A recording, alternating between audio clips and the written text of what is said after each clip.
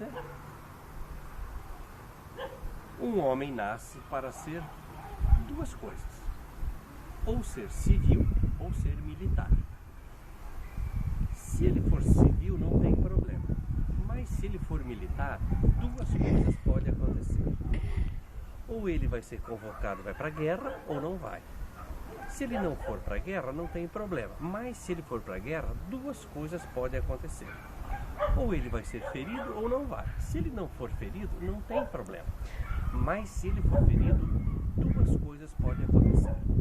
Ou ele vai ser atendido por uma enfermeira, ou vai ser atendido por um enfermeiro. Se ele for atendido por um enfermeiro, não tem problema. Mas se ele for atendido por uma enfermeira, então duas coisas podem acontecer. Ou eles vão acabar se gostando ou não vão. Se eles não se gostarem, não tem problema. Mas se eles se gostarem, duas coisas podem acontecer. Ou acabam casando ou não. Se eles não casarem, não há problema nenhum. Mas se eles casarem, duas coisas podem acontecer. Ou eles terão filhos, ou terão filhas, ou não terão filhos. Se eles não tiverem filhos, não tem problema. Mas se eles tiverem filhos, duas coisas podem acontecer. Ou será um menino, ou será uma menina. Se for uma menina, não tem problema.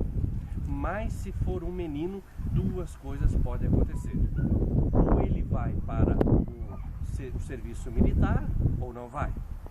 Se ele for para o serviço militar, ou se ele não for para o serviço militar, não tem problema. Mas se ele for para o serviço militar, então duas coisas podem acontecer. Ou ele vai para a guerra, ou não vai.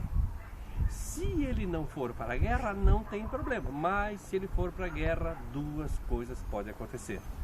Ou ele será ferido, ou não.